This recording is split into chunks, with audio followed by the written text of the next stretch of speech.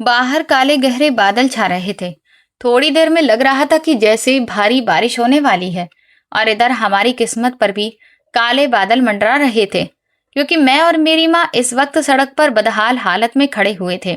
मेरी माँ लगातार रोती जा रही थी और मैं भी आंसू भरी निगाहों से कभी अपनी माँ को देखता तो कभी अपने ताऊ की तरफ, जो ना तो मेरी माँ की इज्जत कर रहे थे और ना ही उन पर जरा सी भी दया कर रहे थे। मेरी बेचारी माँ ने ताऊ और ताई के सामने हाथ जोड़े और गिड़गिड़ाकर बोली कि भगवान के लिए कम से कम मेरी जरूरी चीजें और मेरा दहेज का सामान तो घर के अंदर से लेने दीजिए, जो मैं अपने मायके से लाई थी। उसके बाद मैं सच कहती हूँ, मैं खुद ही यहाँ से चली जाऊंगी। माँ के लगातार गुहार लगाने के बावजूद भी मेरे ताऊ जी को मेरी माँ पर जरा भी दया नहीं आई। वो गुस्से में बुरी तरह से दहाड़ते हुए बोले, तुम्हें क्या लगता है कि मैं इतना बड़ा बेवकूफ हूं जो तुम्हें घर के अंदर जाने दूंगा? मुझे अच्छे से पता है, अगर एक बार तुम फिर से इस घर के अंदर घुस गई तो फिर वापस कभी बाहर नहीं निकलोगी, बल्कि तुम एक नया तमाशा खड़ा कर दोगी। इसीलिए अब चुपचाप यहीं बाहर खड़ी रहो। और वैसे भी तुम्हें क्या लगता है कि हम तुम्हारे उस सड़े हुए सामान के लिए मर रहे हैं? अरे तुम्हारा वो टूटा फूटा सामान हमारे किसी भी काम का नहीं है। हम तो उस कबाड़ सामान को खुद ही बाहर फेंकवा देंगे। इतना कहते ही ताऊ जी ने दो तीन नौकरों को आवाज लगाई और फिर हमारा सारा सामान उठाकर घर के बाहर सड़क पर गेट के सामने फेंकना शुरू कर दिया। धीरे धीरे सामान का ढेर लग गया। उस समय मेरी उम्र सिर्फ 12 साल की थी। मैं अपनी रोती हुई माँ का हाथ कसकर पकड़े खड़ा था, जिनका दिल अपनों के इस बेरहम व्यवहार से अंदर ही अंदर टूट चुका था। मेरे पिता के जाने के बाद हमें घर से निकाल दिया गया था, लेकिन अब हमारे सामने एक नई मुसीबत खड़ी थी। हमें समझ ही नहीं आ रहा था कि हम अपना सामान लेकर जाएं तो जाएं कहाँ। हम दोनों सड़क पर खड़े रो रहे थे और इधर मौसम बहुत खराब हो रहा था। मैं अपनी माँ के आंसू पोंछ रहा था। तभी मेरी आंखों के सामने जैसे अपने पिता का चेहरा घूम गया। मैं चौंक कर वर्तमान में लौट आया। पिताजी के बिछड़ने का घाव अभी ठीक से भरा भी नहीं था कि मेरे ताऊ अमरनाथ ने हमारे साथ ऐसा सलूक किया जिसकी उम्मीद कोई अपने दुश्मन से भी नहीं करता। मुझे आज भी वो दिन साफ याद है जब ताऊ ने मेरी विधवा माँ का हाथ पकड़कर उन्हें घर से धक्का देते हुए कहा था, मेरा भाई अब इस दुनिया में नहीं रहा, इसीलिए अब इस घर पर तुम्हारा कोई हक नहीं है। अपने इस लड़के को लेकर यहाँ से निकल जाओ, यही तुम्हारे लिए अच्छा है। ये घर अब मेरा है, मैंने इसे दिन रात मेहनत करके संभाला है। तुम्हारे पति का इस पर कोई अधिकार नहीं था। इतने साल मैंने तुम्हें यहाँ रहने दिया, यही बहुत बड़ा एहसान किया है। अब वो समय खत्म हो चुका है, इसलिए चुपचाप अपना रास्ता नापो। तुम्हारी वजह से हमारे घर का माहौल खराब हो रहा है। फिर वो मेरी तरफ इशारा करके बोले, तुम्हारा बेटा अब 12-13 साल का हो गया है, इसे किसी होटल पर काम पर लगा दो। मेहनत करेगा तो अपना खर्च खुद चला लेगा। मैं कोई धर्मशाला नहीं चला रहा जो तुम्हारा और तुम्हारे बेटे का बोझ उठाता फिरूं। फिर भी अपने बच्चे हैं मेरे। मैं कोने में खड़ा ये सब देख रहा था। मेरी आंखों से लगातार आंसू बह रहे थे। मेरी माँ की आंखों में दर्द भी था, बेबसी भी थी और अपनों से आखिरी उम्मीद भी। लेकिन मैं इतना छोटा था कि ताऊ से बहस नहीं कर सकता था, ना अपने पिता का हक मांग सकता था और ना ही माँ के लिए इंसाफ की आवाज उठा सकता था। आखिरकार ताऊ ने हमें घर से बाहर निकाल दिया। मैं अपनी माँ का हाथ पकड़कर सड़क पर आकर खड़ा हो गया। मैं सरकारी स्कूल में पढ़ता था और पढ़ाई में हमेशा सबसे आगे रहता था। हर क्लास में पहला या दूसरा स्थान मेरा ही आता था। लेकिन उस दिन ऐसा लग रहा था जैसे मेरी पढ़ाई का भविष्य भी सड़क पर आ गया हो। मेरी माँ बार बार रोते हुए ताऊ से विनती कर रही थी। उन्होंने हाथ जोड़कर कहा, अमरनाथ भैया, भगवान के लिए मेरे मायके से लाया हुआ दहेज का सामान और मेरी जरूरत की चीजें तो निकलवा दीजिए। आपने हमें घर से निकाल दिया, कोई बात नहीं, उसके बाद हम खुद ही यहाँ से चले जाएंगे। लेकिन ताऊ का दिल बिल्कुल नहीं पसीजा। उन्होंने तमतमाते हुए कहा, तुम्हें क्या लगता है अगर तुम्हें दोबारा घर के अंदर जाने दिया तो तुम बाहर निकल आओगी? तुम फिर कोई नया बखेड़ा खड़ा कर दोगी। यहीं बाहर खड़ी रहो। तुम्हारा टूटा फूटा सामान हमें किसी काम का नहीं है। अगर तुम्हें लगता है कि हमें उस सामान की कोई परवाह है तो बिल्कुल नहीं है। मेरी ताई भी इस सब में ताऊ का पूरा साथ दे रही थी। मैं अपनी दुखी माँ का हाथ कसकर पकड़े खड़ा था, जिनका कलेजा अपनों की इस बेरहमी से छलनी हो चुका था। कोई रास्ता न देखकर माँ ने कांपते हाथों से अपने भाई को फोन मिलाया और मदद की भीख मांगने लगी। उन्हें बार बार अपने बेदिन याद आ रहे थे जब पिताजी जिंदा थे और उन्होंने कभी माँ को किसी बात की चिंता नहीं होने दी थी। आज वही माँ सड़क के बीचों बीच पूरी तरह बेसहारा खड़ी थी। मामा ने शुरू में कई बार फोन ही नहीं उठाया, लेकिन जब माँ बार बार फोन करती रही तो आखिर उन्होंने कॉल उठा ली। माँ रोते रोते उन्हें सारी बात बताने लगी और मेरे बारे में भी सब कुछ बताया, लेकिन उनका रवैया बिल्कुल वैसा ही ठंडा रहा जैसा पहले था। उन्होंने बेपरवाही से कहा, अरे बहन, तो इसमें मैं क्या करूं? तुम तो जानती ही हो कि मैं खुद एक कमरे के किराए के मकान में रहता हूं। ऊपर से मेरे अपने 5 बच्चे हैं। अब बताओ, मैं तुम लोगों को कहाँ रखूं? मेरे लिए तो ये बिल्कुल भी मुमकिन नहीं है। इतना कहने के बाद उन्होंने अपने घर की परेशानियों का लंबा चौड़ा किस्सा सुनाया और फोन काट दिया। माँ ने बड़ी उम्मीद से मेरी तरफ देखा, फिर अपने भाई की बात पर भरोसा करते हुए धीमी आवाज में बोली, सच्ची तो कह रहा है बेचारा, खुद एक कमरे में रहता है, आखिर हमें कहाँ रखेगा?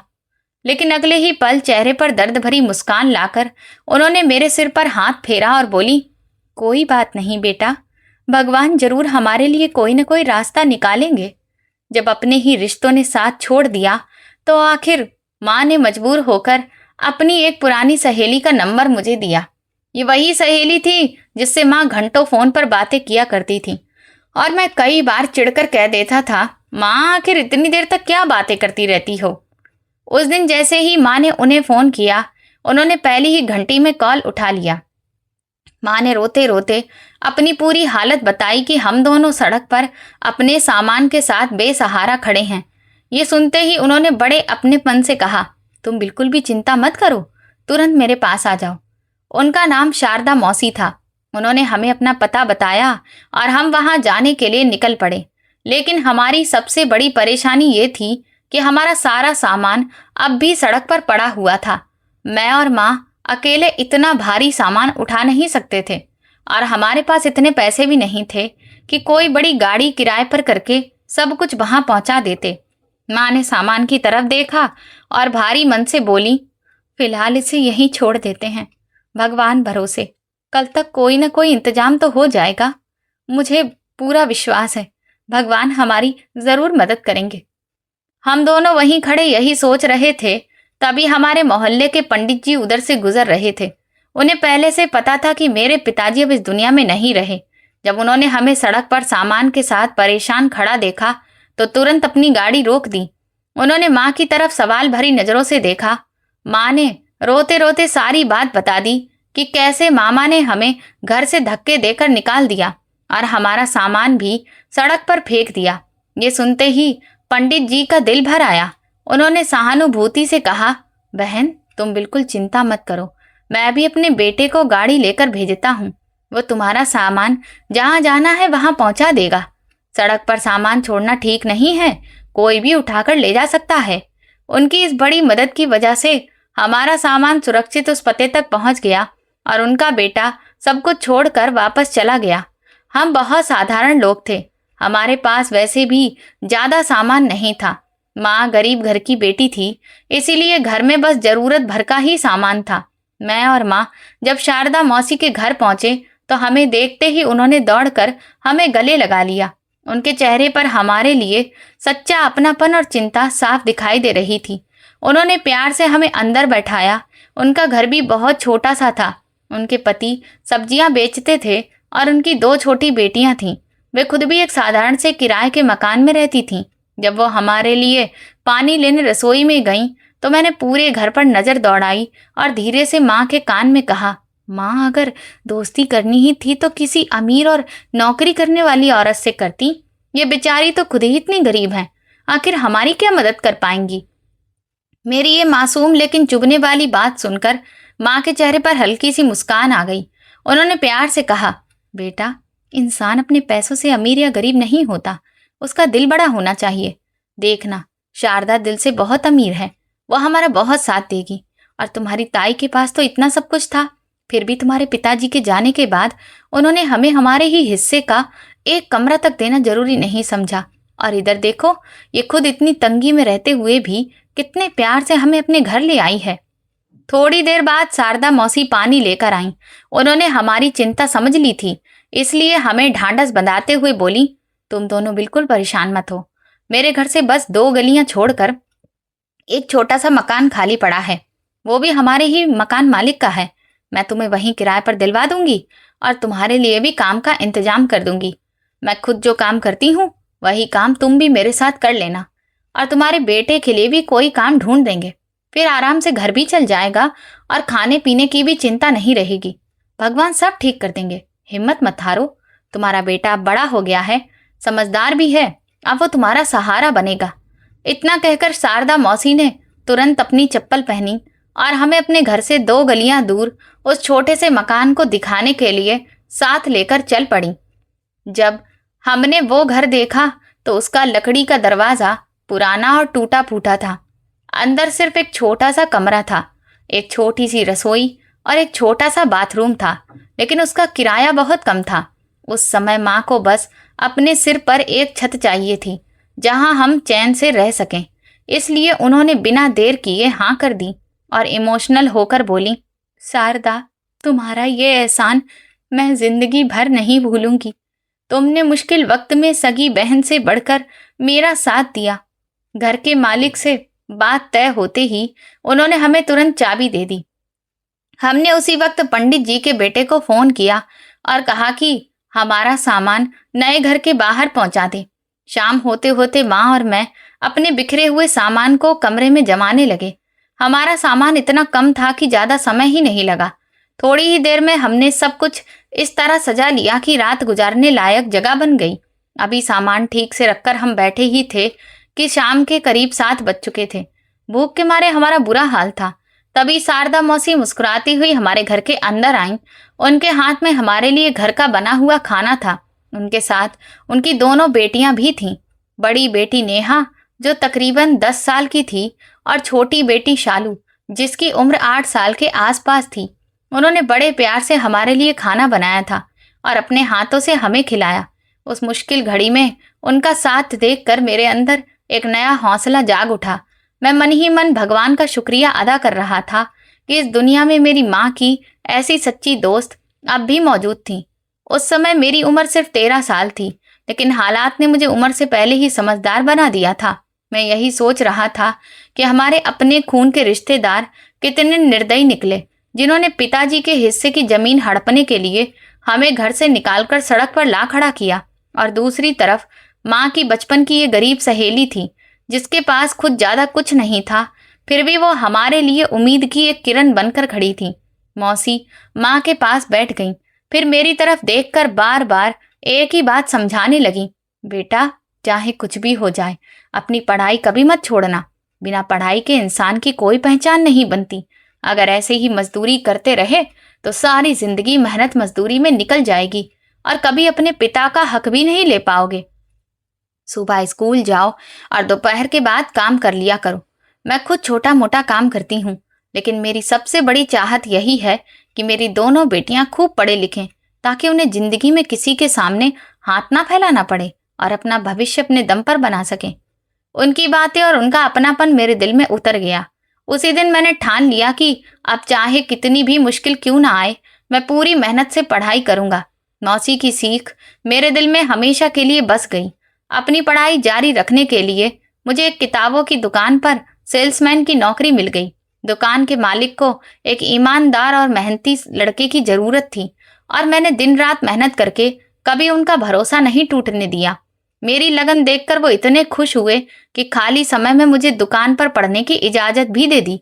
दुकान में वाईफाई की सुविधा थी और वो अपना मोबाइल भी मुझे दे देते थे, ताकि पढ़ाई में जहाँ कहीं दिक्कत आए वहां मैं इंटरनेट से मदद ले सकूं।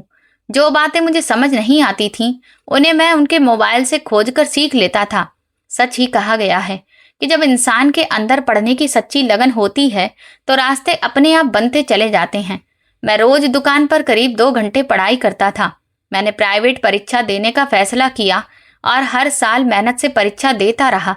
भगवान की कृपा और माँ की दिन रात की दुआओं से मुझे हर कक्षा में अच्छे अंक मिलते रहे, और आखिर वो दिन भी आ गया जब मैंने अपनी मास्टर्स की पढ़ाई पूरी कर ली।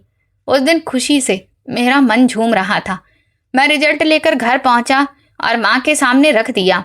फिर मुस्कुराते हुए बोला, माँ, मेरी इस कामयाबी का पूरा श्रेय आपको जाता है। ये सब आपकी मेहनत और आपके त्याग का फल है। मेरी बात सुनते ही माँ की आंखों से खुशी के आंसू बह निकले। उन्होंने मेरा माथा चूम लिया और भर्राई हुई आवाज में बोली, बेटा, आज अगर तुम्हारे पिताजी जिंदा होते तो तुम्हें देखकर गर्व से उनका सीना चौड़ा हो जाता। उसी शाम शारदा मौसी अपनी दोनों बेटियों के साथ हमारे घर आईं, हमारी खुशी में शामिल होने के लिए। वह अपने हाथों से बनाया हुआ एक छोटा सा सुंदर केक लेकर आई थीं। उनके चेहरे पर वही सच्ची खुशी दिखाई दे रही थी जो मेरी माँ के चेहरे पर थी, और ये बात मुझे दिल से छू गई। मुस्कुराते हुए उन्होंने कहा, आज मेरे पास भी एक खुशखबरी है। नेहा का रिश्ता बहुत अच्छे परिवार में तय हो गया है। ये सुनकर हम सबकी खुशी और बढ़ गई। हमने मिलकर केक काटा और इस दोहरी खुशी का जश्न मनाने लगे। लेकिन मुझे जरा भी अंदाजा नहीं था कि इस खुशी के पीछे एक बहुत बड़ा तूफान मेरा इंतजार कर रहा है। मास्टर्स पूरी करने के बाद मैंने नौकरी की तलाश शुरू कर दी। जहां से भी कोई उम्मीद दिखाई देती, मैं तुरंत आवेदन कर देता। जिसने भी कहीं नौकरी की जानकारी दी, मैंने वहां बिना देर किए अपना फॉर्म भर दिया। कभी मैं किसी प्राइवेट कंपनी में नौकरी के लिए जाता, तो कभी किसी सरकारी विभाग में आवेदन करता। लेकिन मेरी किस्मत जैसे हर बार मेरा साथ छोड़ देती थी। इसकी सबसे बड़ी वजह मेरे ताऊ अमरनाथ थे, जो शहर के जाने माने और रसूखदार वकील थे। उन्होंने मेरी पढ़ाई से लेकर मेरे पूरे भविष्य तक को बर्बाद करने की ठान रखी थी। उनके आदमी हर समय हमारे पीछे लगे रहते थे, और मैं जहां भी नौकरी के लिए आवेदन करता, किसी न किसी तरीके से उन्हें खबर मिल जाती। फिर अपने रसूख और पहचान के दम पर वो वहां तक पहुंच जाते या फोन करके मेरी नौकरी रुकवा देते। एक बार मैंने एक बहुत बड़ी यूनिवर्सिटी में क्लर्क की पोस्ट के लिए आवेदन किया। लिखित परीक्षा भी बहुत अच्छे नंबरों से पास की और इंटरव्यू भी शानदार गया। मुझे पूरा यकीन था कि इस बार नौकरी मुझे ही मिलेगी। मैं 100% भरोसे में था। लेकिन वहां भी ताऊ ने अपनी पहुंच का इस्तेमाल किया और मेरिट में होने के बावजूद किसी न किसी बहाने मुझे बाहर कर दिया गया। ताऊ कभी नहीं चाहते थे कि मैं अपने पैरों पर खड़ा हो जाऊं और एक दिन उनसे अपने पिता के हिस्से का हक मांगूं। इस बार मेरा गुस्सा 7वें आसमान पर पहुंच गया। मैंने माँ को कुछ भी नहीं बताया और सीधा अपने पिता की उस आलीशान कोठी पर जा पहुंचा। मैंने गुस्से में दरवाजा खटखटाया। जैसे ही ताऊ बाहर आए, मैं खुद पर काबू नहीं रख पाया और बोला, ताऊ, भगवान से तो डरो, मैं आपका सगा भतीजा हूँ। आखिर मेरे साथ ऐसा क्यों कर रहे हो? एक अनाथ से कैसी दुश्मनी निभा रहे हो? आखिर चाहते क्या हो मुझसे? एक बार साफ साफ बता ही दो। मेरी बात सुनते ही उन्होंने गुस्से में मेरा कॉलर पकड़ लिया और दहाड़ते हुए बोले, तेरी इतनी हिम्मत कि मेरे दरवाजे तक चला आया? मैंने भी तमतमाते हुए जवाब दिया, जब मैं छोटा था तभी आपने मुझे और मेरी माँ को घर से निकाल दिया, पिताजी के हिस्से पर भी कब्जा कर लिया। अब मेरी जिंदगी के पीछे क्यों पड़े हो? उन्होंने मुझे डांटते हुए कहा, जितनी औकात है उतने में रहना सीख। अगर आगे से मेरे दरवाजे पर नजर भी आया तो जिंदा वापस नहीं जाएगा। उन्होंने उंगली दिखाकर मुझे ऐसी धमकी दी कि मेरा खून खौल उठा। मैंने भी गुस्से में कह दिया, अगर आज के बाद आपने मेरी नौकरी में टांग अड़ाई तो फिर मैं भी अपनी जान की परवाह नहीं करूंगा। मैं भी जवान था। उनके जुल्म देखकर मेरा सब्र जवाब दे चुका था। जब इंसान बेबस हो जाता है और उसे बार बार उसकी मजबूरी का एहसास कराया जाता है, तो गुस्से में उसके मुंह से ऐसी ही बातें निकल जाती हैं। और वही मेरे साथ भी हुआ। मेरे इतना कहते ही ताऊ ने मुझ पर हाथ उठा दिया और बेरहमी से मारने लगे। इतने में उनके नौकर भी वहां आ गए। शोर सुनकर आसपास के लोग भी इकट्ठा हो गए और तरह तरह की बातें करने लगे। ताऊ खुद कानून के आदमी थे, बड़े वकील थे। उन्होंने अपनी पहुंच का इस्तेमाल किया और पुलिस बुलाकर मुझ पर झूठा इल्जाम लगा दिया कि मैं उनके घर आकर उन्हें परेशान कर रहा था। पुलिस मुझे सीधे थाने ले गई। वहां बिना किसी जांच पड़ताल और बिना किसी कसूर के मुझे डंडों से इतनी बेरहमी से पीटा गया कि मेरा पूरा शरीर नीले निशानों से भर गया। जगह जगह गहरे जख्म हो गए, क्योंकि साफ आदेश था कि इस लड़के को इतना मारो कि जिंदगी भर अपने खानदान से टकराने की हिम्मत ना करे और दोबारा कभी मेरे दरवाजे पर आने की सोच भी ना सके। उधर मेरी बूढ़ी माँ को तो ये भी नहीं पता था कि कि उनका इकलौता सहारा कहाँ है। देर रात तक हुई इस मारपीट के बाद मेरी हालत इतनी खराब हो गई कि जब मुझे हवालात में बंद किया गया तो काफी देर बाद जाकर मुझे होश आया। होश आते ही सबसे पहले माँ का ख्याल आया। शाम के 6 बजते ही वो रोज दरवाजे पर मेरा इंतजार करने लगती थी और अब तो आधी रात होने वाली थी। मैं दर्द से कराहते हुए लोहे की सलाखों के पास खड़े सिपाही से हाथ जोड़कर बोला, भाई भगवान के लिए अपना मोबाइल 2 मिनट के लिए दे दो, मैं अभी लौटा दूंगा। मेरी माँ घर पर अकेली है, वो विधवा है, बीमार है, मेरे अलावा उनका इस दुनिया में कोई नहीं है। मेरी खातिर उन पर दया कर दो। शायद मेरी हालत देखकर उस सिपाही का दिल पिघल गया या फिर भगवान ने ही उसके मन में दया भर दी। उसने चुपके से अपना मोबाइल मुझे दे दिया। कांपते हाथों से मैंने माँ का नंबर मिलाया और रोते हुए कहा, माँ मैं थाने में बंद हूँ, मुझे ताऊ और ताई ने यहाँ पहुंचाया है। मेरी आवाज सुनते ही माँ फूट फूट कर रोने लगी। मैं घर नहीं पहुंचा था, इसलिए वो पहले ही घबराई हुई थी। बेचारी माँ आखिर अकेली कहाँ कहाँ भटकती। वो रोती हुई शारदा मौसी के घर गई, किसी से सलाह लेने की कोशिश की, लेकिन ताऊ और ताई के डर और उनके रसूख की वजह से कोई भी पुलिस के खिलाफ बोलने की हिम्मत नहीं जुटा पाया। मुझे थाने में बंद हुए लगभग 1 हफ्ता हो चुका था। मेरी बेचारी माँ 2-3 बार मुझसे मिलने भी आई, लेकिन कुछ कर नहीं पा रही थी। आखिर भगवान को हमारी मजबूरी पर तरस आ गया। तभी माँ को उस किताबों की दुकान के मालिक का ख्याल आया जहां मैं काम करता था। वो बहुत बड़े और इज्जतदार आदमी थे। माँ रोती हुई उनके पास पहुंची और उन्हें सारी बात बताई। वो भी जानते थे कि मुझे दुकान पर आए पूरा 1 हफ्ता हो चुका है, इसलिए जरूर कोई बड़ी बात हुई होगी। उन्होंने माँ को दिलासा देते हुए कहा, भाभी आप बिल्कुल चिंता मत कीजिए, आपका बेटा आज शाम तक आपके घर होगा। उन्होंने अपनी पहचान और कोशिशों से मेरी जमानत करवा दी और उसी शाम मैं उस नरक जैसी जगह से बाहर आ गया। पहले उन्होंने मुझे थाने से बाहर निकाला और फिर सीधा शहर के एक अच्छे होटल में लेकर गए। वहां उन्होंने मुझे भरपेट खाना खिलाया। फिर काफी देर तक मेरे सूजे हुए चेहरे और चोटों को चुपचाप देखते रहे। उनकी आंखों में मेरे लिए दर्द साफ दिखाई दे रहा था। फिर वो गंभीर आवाज में बोले, इस घटना से एक बात हमेशा के लिए सीख लो, अपनी कमजोरी कभी किसी को मत दिखाना, खासकर अपने ही लोगों को, क्योंकि कई बार अपने ही रिश्तेदार इंसान की तरक्की सबसे ज्यादा नहीं देख पाते। तुम्हारे ताऊ तुम्हारे पिता के सगे भाई जरूर हैं, लेकिन उनकी पूरी कोशिश यही रही है कि तुम हमेशा गरीब और मजबूर बने रहो, क्योंकि उन्हें डर है कि जिस दिन तुम अपने पैरों पर खड़े हो गए उस दिन अपने पिता की जायदाद में अपना हक भी मांगोगे। इसीलिए वो चाहते हैं कि तुम जिंदगी भर ऐसे ही दबे रहो, ताकि कभी उनके सामने सिर उठाकर खड़े भी ना हो सको। इसी वजह से उन्होंने तुम्हें जेल तक पहुंचा दिया, लेकिन अब मैं चाहता हूं कि तुम इतने कामयाब बनो कि एक दिन उसी आदमी के सामने जाकर खड़े होकर पूछ सको कि आखिर वो तुम्हारे पिता के हक पर कुंडली मारकर क्यों बैठा है और तुम्हारी माँ और तुम्हें दर दर की ठोकरें खाने पर क्यों मजबूर कर रहा है। ऐसे निर्दयी लोगों पर कभी तरस नहीं खाना चाहिए। इतना कहकर उन्होंने मेरा हाथ अपने हाथ में लिया और हिम्मत देते हुए बोले, इन बातों को दिल पर मत लो, इन्हें अपनी ताकत बना लो। अब तुम्हें अपनी माँ के लिए बहुत आगे बढ़ना है। जब मैं इस टूटी हुई हालत में घर पहुंचा तो मुझे देखते ही माँ की आंखों से आंसुओं की धारा बह निकली। वो मेरे घाव पर दवा लगाती रही, बार बार मेरा माथा चूमती रही और रोते हुए बोली, बेटा वहां जाने की क्या जरूरत थी, तुम ही तो मेरी पूरी दुनिया हो, तुम ही मेरा सहारा हो। आज तक मैंने ताऊ की सारी चालें माँ से छिपा कर रखी थी, क्योंकि मैं उन्हें दुखी नहीं करना चाहता था, लेकिन उस दिन मैं खुद को रोक नहीं पाया। मैं फूट फूट कर रो पड़ा और माँ की गोद में सिर रखकर बोला, माँ मैं जहां जहां नौकरी मांगने गया वहां किसी गैर नहीं बल्कि मेरे अपने सगे ताऊ ने मेरा रास्ता रोका। वो कभी नहीं चाहते थे कि मैं जिंदगी में कुछ बन सकूं। थाने में हुई बेरहमी का असर ऐसा था कि पूरे 1 हफ्ते तक मैं बिस्तर से उठ भी नहीं पाया। मेरे शरीर का एक एक जोड़ दर्द से टूट रहा था। हालात इतनी खराब थी कि करवट बदलना भी मुश्किल हो गया था।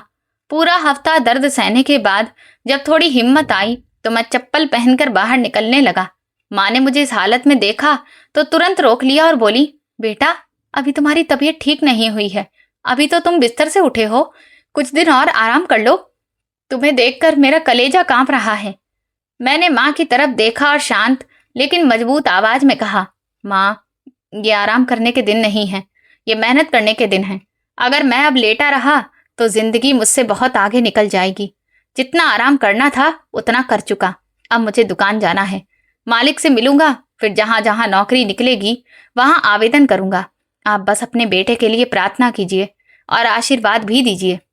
जब मैं दुकान पहुंचा तो मुझे देखते ही मालिक के चेहरे पर गर्व भरी मुस्कान फैल गई। वो तुरंत मेरे पास आए, मेरे कंधे पर हाथ रखकर बोले, शाबाश बेटा, आखिर तुम आ ही गए। असली हिम्मत वाले लोग अपनी चोटों की परवाह नहीं करते। फिर उन्होंने मुझे अपने पास बैठाया और बोले, मैंने तुम्हारे लिए एक बहुत अच्छी जगह पर बात कर रखी है। कल अपने सारे पढ़ाई के कागज लेकर वहां चले जाना। अगर इंटरव्यू और परीक्षा दोनों निकाल ली तो नौकरी पक्की समझो। इतना कहकर वो कुछ पल चुप हो गए और गौर से मेरा चेहरा देखते रहे। फिर धीमी आवाज में बोले, एक बात कहनी थी, अगर तुम्हें मंजूर हो तो। मेरी 3 बेटियां हैं, 2 की शादी हो चुकी है और दोनों अपने परिवार के साथ विदेश में रहती हैं।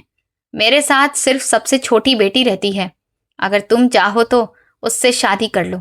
मैंने आज तक तुमसे अच्छा लड़का नहीं देखा, और अगर तुम हाँ कह दो तो ये पूरी किताबों की दुकान मैं तुम्हारे नाम कर दूंगा, क्योंकि उसके बाद तुम मेरे दामाद नहीं बल्कि बेटे बन जाओगे, और जो कुछ भी मेरा है आखिर वो मेरी बेटी का ही तो है।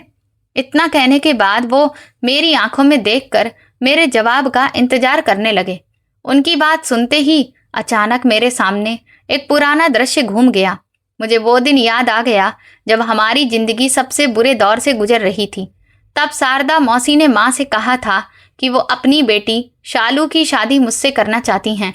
एक तरफ मौसी का वो एहसान था जिन्होंने हमें सड़क पर आने से बचाकर सिर छिपाने के लिए छत दी थी, और दूसरी तरफ इस मालिक के अनगिनत उपकार थे जिन्होंने मुझे पढ़ने का मौका दिया, मुश्किल वक्त में मेरा साथ निभाया, थाने से छुड़ाकर लाए और हर कदम पर मेरे सिर पर अपने पन से हाथ रखकर मेरा हौसला बढ़ाया।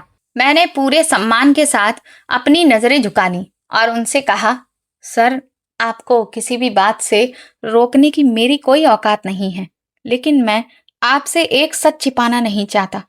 फिर मैंने उन्हें शुरू से लेकर आखिर तक सारी बात साफ साफ बता दी कि कैसे ताऊ ने हमें हमारे ही घर से निकाल दिया था और कैसे मेरी माँ की गरीब सहेली शारदा मौसी ने अपनी तंगहाली के बावजूद हमेशा हमारा साथ दिया। मैंने उन्हें ये भी बताया कि मौसी की दिली इच्छा है कि मैं उनका दामाद बनूं। वो मुझे अपने बेटे जैसा मानती हैं और अपनी बेटी का हाथ मेरे हाथ में देना चाहती हैं। मेरी माँ भी उन्हें अपना वचन दे चुकी हैं। अब मैं किसी का दिल नहीं तोड़ सकता। ये बात पैसे या जायदाद की नहीं है, ये मेरी माँ के दिए हुए वचन की बात है। मेरी माँ ने मुझ पर जिंदगी भर अनगिनत एहसान किए हैं, मैं उनके भरोसे को कभी नहीं तोड़ सकता। मेरी बात सुनकर मालिक काफी देर तक मेरे चेहरे को देखते रहे। फिर उनके चेहरे पर एक सच्ची मुस्कान फैल गई। वो मेरी ईमानदारी से बहुत खुश थे। उन्होंने कहा, मुझे तुमसे बिल्कुल ऐसे ही जवाब की उम्मीद थी। मैं सिर्फ तुम्हारी परीक्षा ले रहा था और तुम उस परीक्षा में पूरी तरह खरे उतरे हो। फिर उन्होंने गर्व से मेरी तरफ देखा और बोले, बेटा, तुम जिंदगी में बहुत आगे जाओगे। मेरा आशीर्वाद हमेशा तुम्हारे साथ रहेगा। कभी भी किसी चीज की जरूरत पड़े तो बिना झिझक मेरे पास आ जाना। इसके बाद उन्होंने मुझे अपनी कंपनी का पता दिया और मैं वहां पहुंच गया। वहां पहले लिखित परीक्षा हुई, फिर इंटरव्यू हुआ। भगवान की कृपा से दोनों बहुत अच्छे गए। इंटरव्यू दिए अभी सिर्फ 2 दिन ही हुए थे कि मेरे मोबाइल पर कंपनी का फोन आया। उधर से कहा गया कि बधाई हो, आपका चयन हो गया है। आपने लिखित परीक्षा और इंटरव्यू दोनों शानदार तरीके से पास कर लिए हैं। आप अगले महीने की 1 तारीख से नौकरी ज्वाइन कर सकते हैं। ये खबर सुनते ही मेरी खुशी का ठिकाना नहीं रहा। मुझे ऐसा लग रहा था जैसे पूरी दुनिया की सबसे बड़ी दौलत मुझे मिल गई हो। सबसे पहले मैंने ये खुशखबरी अपने मालिक को सुनाई। मैं दौड़कर दुकान पर गया और अपने मालिक को बताया। उसके बाद मैं भागता हुआ घर पहुंचा और माँ को गले लगाकर ये खुशखबरी सुनाई। हम दोनों ने तय किया कि सबसे पहले शारदा मौसी के घर चलते हैं, क्योंकि हमारी जिंदगी की हर खुशी में सबसे पहले वही शामिल होती थी। जब भी हमारे घर कोई अच्छी खबर आती थी तो सबसे पहले मिठाई लेकर वही पहुंचती थी। लेकिन उस दिन जब हम उनके घर पहुंचे तो वहां का नजारा देखकर हमारी सारी खुशियां पल भर में गायब हो गईं। शारदा मौसी बिस्तर पर बहुत गंभीर हालत में पड़ी थी। उनकी बेटी शालिनी रोते हुए उनके पास बैठी उनकी देखभाल कर रही थी। पूछने पर पता चला कि मौसी के पति ने चुपचाप दूसरी शादी कर ली थी और मौसी इतने दिनों से ये दर्द अकेले सह रही थी।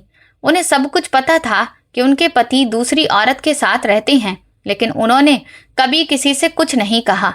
कुछ दिन पहले दोनों के बीच झगड़ा हुआ तो वो हमेशा के लिए दूसरी पत्नी के पास चले गए और अब वापस आने का नाम भी नहीं ले रहे थे। इस गहरे सदमे और लगातार चिंता ने मौसी को पूरी तरह तोड़ दिया था। उन्हें बस अपनी जवान बेटी की फिक्र खाए जा रही थी कि उनके बाद उसका क्या होगा। वो इस बेरहम दुनिया में किसके सहारे जिएगी। माँ ने शारदा मौसी का हाथ अपने हाथों में लिया और प्यार से बोली, तुम शालिनी की बिल्कुल चिंता मत करो, आज से वो मेरी बेटी है। इतना कहकर माँ ने तुरंत हमारे मोहल्ले के पंडित जी को फोन किया और उनसे कहा, आप अभी इसी पते पर पहुंच जाइए, हमें आपकी तुरंत जरूरत है। मैं हैरान होकर माँ को देख रहा था।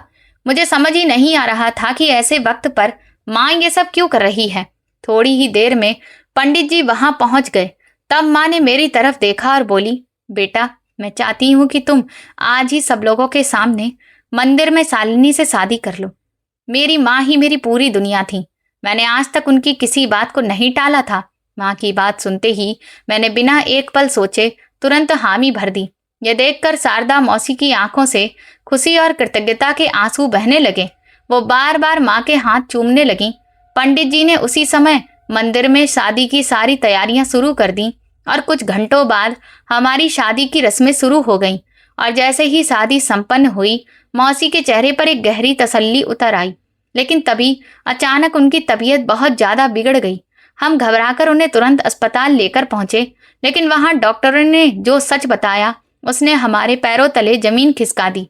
डॉक्टरों ने कहा कि मौसी को आखिरी स्टेज का कैंसर है और पता नहीं कब से वो इस भयानक बीमारी से अकेले लड़ रही थी। हमने उन्हें बचाने की हर संभव कोशिश की, लेकिन किस्मत को कुछ और ही मंजूर था।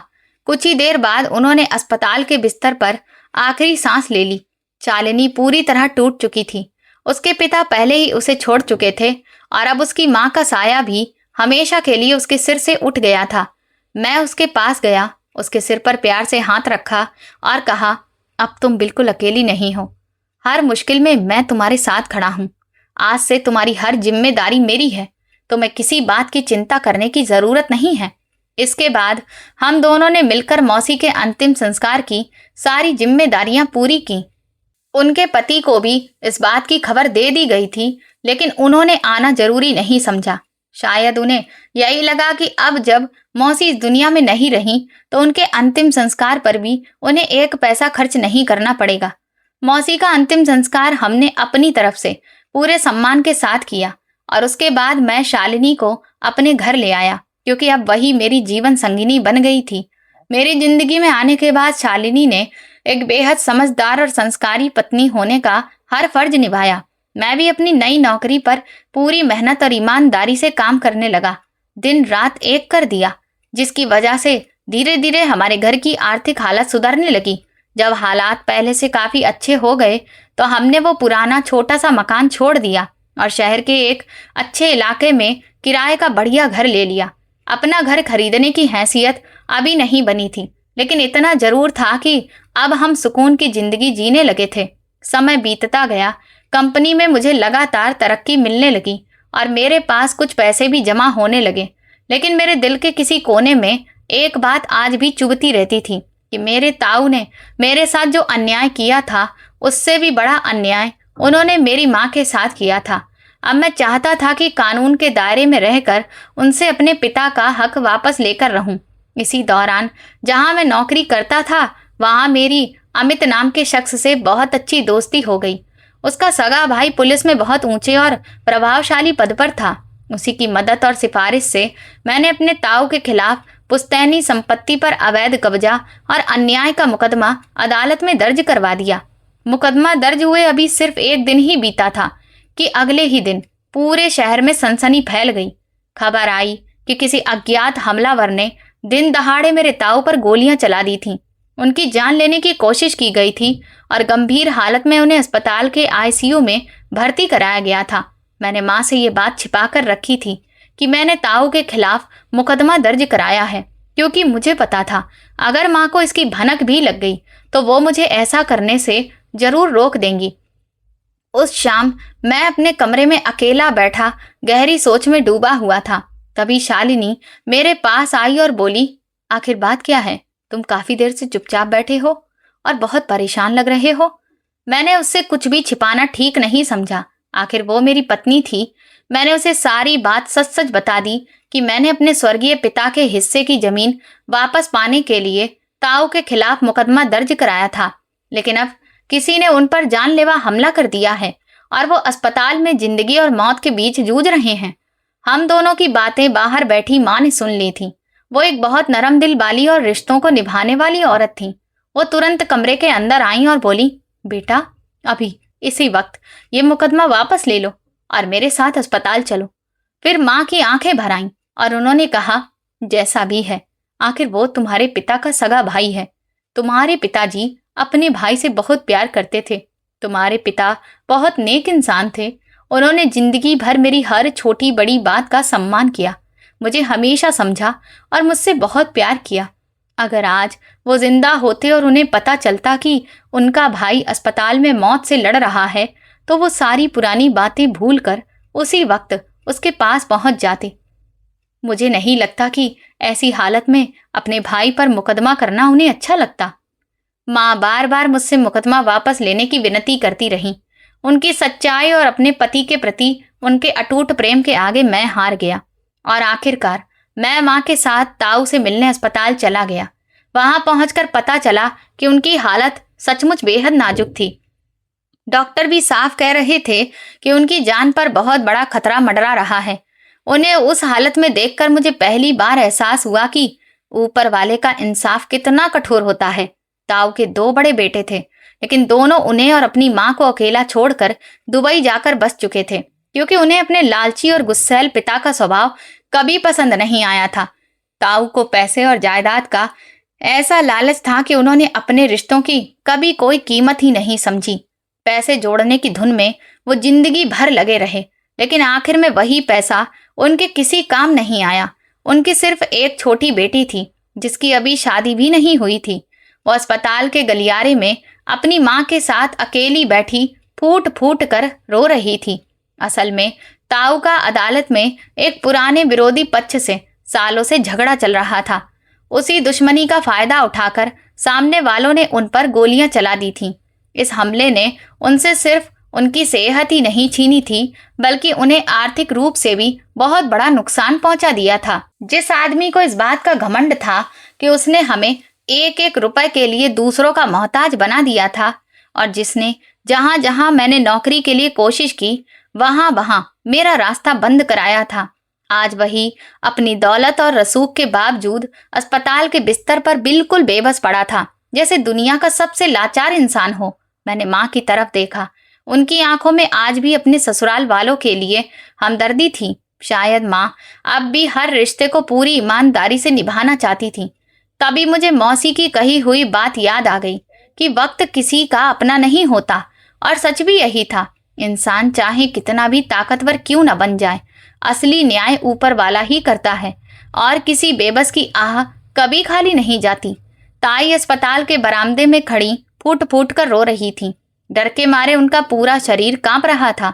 उन्हें देखकर मेरी आंखों के सामने अपना बचपन घूम गया, जब मैं 13 साल का था और माँ का पल्लू पकड़े खड़ा था, और यही पति पत्नी कितनी बेरहमी से हमारा सामान घर के बाहर फेंक रहे थे।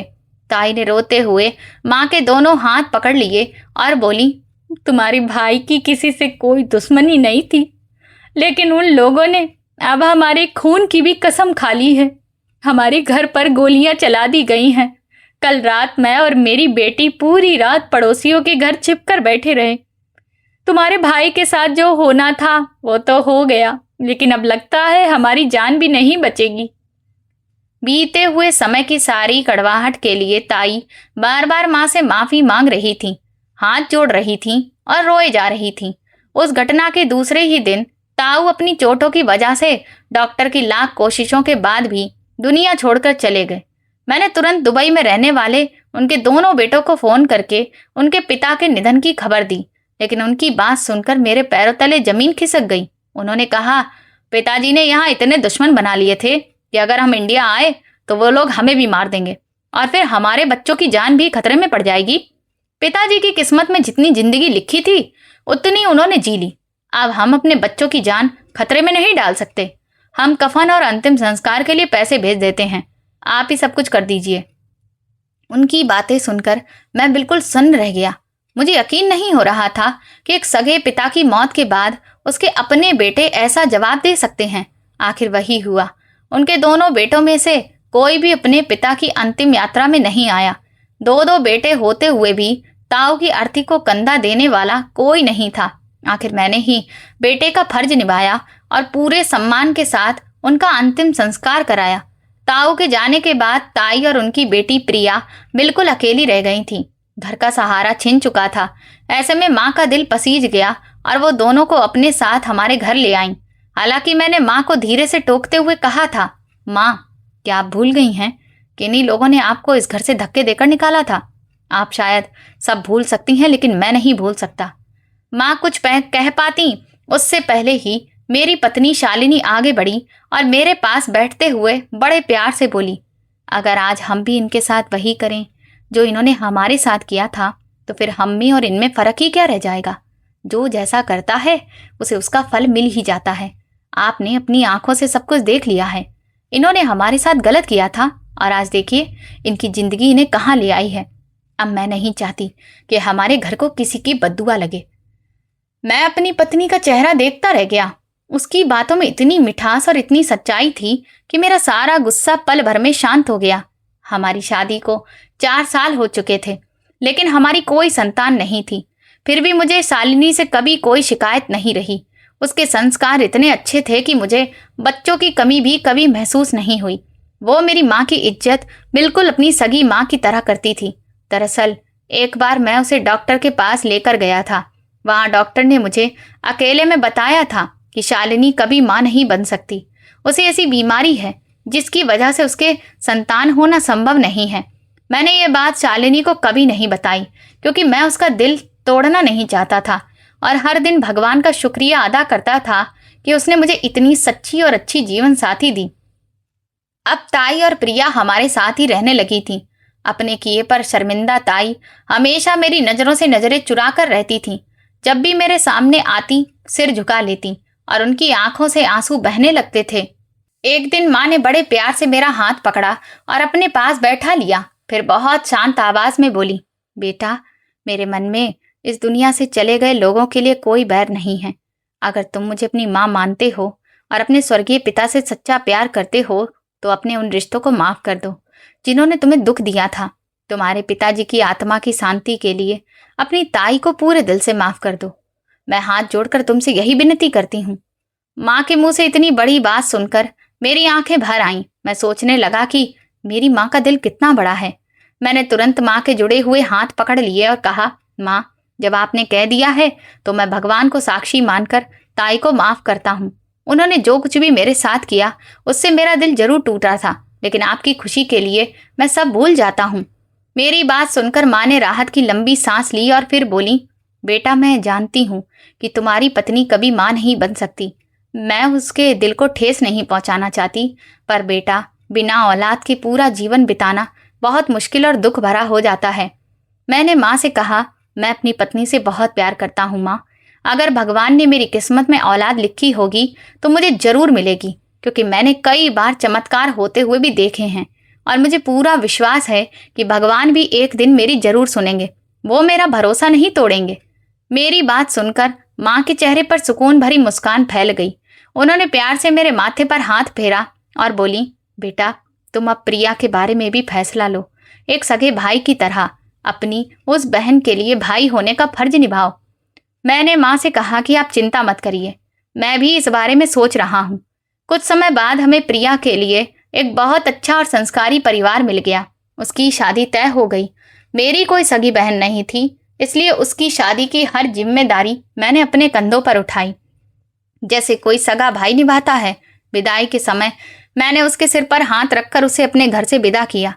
शादी के बाद ताई हमेशा के लिए दुबई चली गई, लेकिन जाते समय उनके चेहरे पर बहुत सुकून था।